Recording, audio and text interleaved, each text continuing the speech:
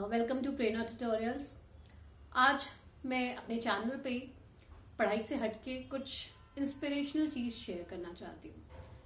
मैं कुछ दिन पहले एक स्टोरी पढ़ रही थी, क्योंकि अभी ओलंपिक्स चल रहा है। हालांकि ये स्टोरी ओलंपिक की नहीं है, लेकिन फिर भी स्पोर्ट्समैन स्पिरिट की स्टोरी है, तो मैं वो स्टोरी आप सबसे शेयर करना चाहती हूँ।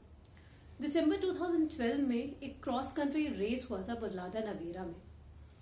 उसमें दो स्पोर्ट्समैन जो थे, जिन्होंने एक्चुअली में हम कह सकते हैं कि इतनी बड़ा एग्जाम्पल शेयर किया कि वो याद रहेगा सबको।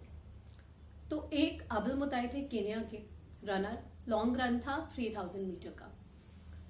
केन्या के आबिल मुताई और इवान फर्नांडिस थे स्पेन के। आबिल मुताई इतना तेज दौड़ रहे थे कि वो बहुत ही तेज, बहुत ज्यादा गैप था उनका बाकी के रनर्स से, बहुत आगे थे वो। और वो दौड़ते दौड़ते बहुत फास्ट एकदम से फिनिश लाइन के पहले पहुंच गए। पर वहां पर पहुंचने पर उन्हें शायद कुछ कंफ्यूजन हो गया और उन्हें समझ नहीं आया कि फिनिश लाइन कहां पर है। तो उन्होंने क्या किया, फिनिश लाइन के पहले ही जाकर वो खड़े हो गए। मतलब he was not at the finish line at that time, but very much before the time. ये सारा कुछ कौन देख रहा था? इवान फर्नांडिस, जो स्पेन के थे। वो देख रहे थे और उन्हें समझ में आया कि कुछ गड़बड़ है। जो आबिल मुताई है वो कुछ कंफ्यूज है, समझ नहीं पा रहे। उन्होंने अपनी भाषा में उनको बोलने की कोशिश की कि आप आगे जाओ, आप आगे बढ़ो। पर क्योंकि वो स्पेनिश बोल रहे थे और आबिल मुताई केन्या के थे, तो उन्हें उनकी भाषा समझ नहीं आई, तो उन्होंने कुछ रिएक्ट नहीं किया। पर जब इवान फर्नांडिस, जो कि सेकेंड नंबर पे दौड़ रहे थे, वो जब उनके पीछे पहुंचे तो उनको छोड़ के आगे बढ़ने की बजाय उन्होंने क्या किया, उन्होंने आबिल मुताई को पुश करते हुए वो फिनिश लाइन तक लेकर गए। और उस रन में, उस रेस में विनर जो थे वो आबिल मुताई थे और रनर अप थे इवान फर्नांडिस। फिर क्या हुआ कि मीडिया ने उनसे क्वेश्चंस पूछने शुरू किए। इवान से पूछा कि आपने ऐसा क्यों किया, क्या जरूरत थी ऐसा करने की, आप बड़े आराम से गोल्ड मेडल जीत जाते। तो इवान ने बोला कि मैं जीत तो जाता, पर उस मेडल का कोई फायदा नहीं रहता।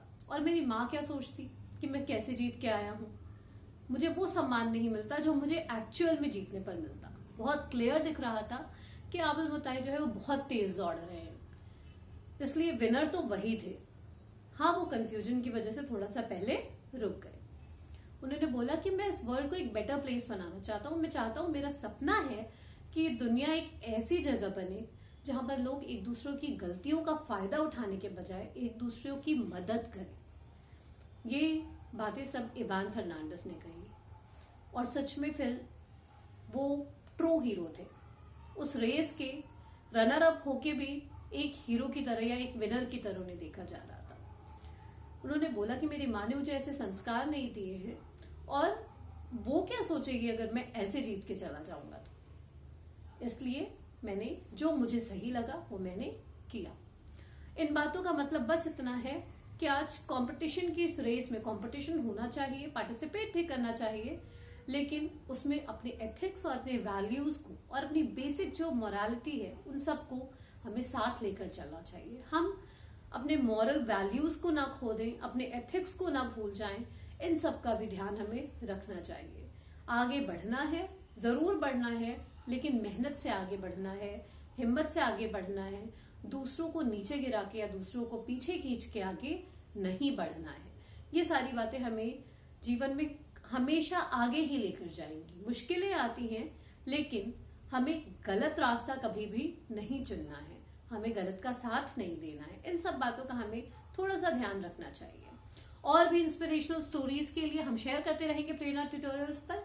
आप फॉलो करते रहिए हमें, सब्सक्राइब कीजिए हमारे यूट्यूब चैनल को, इंस्टाग्राम पे फॉलो कीजिए, फेसबुक पे फॉलो कीजिए। और ओलंपियाड की प्रिपरेशन तो होती ही रहेगी प्रेरणा ट्यूटोरियल्स पे, वो हो रही है, वो चलती रहेगी। ओलंपियाड के बाद हम अकाउंट्स और कॉमर्स पे भी फोकस करेंगे। तो please share, subscribe and like our channel. Thank you so much. Thank you.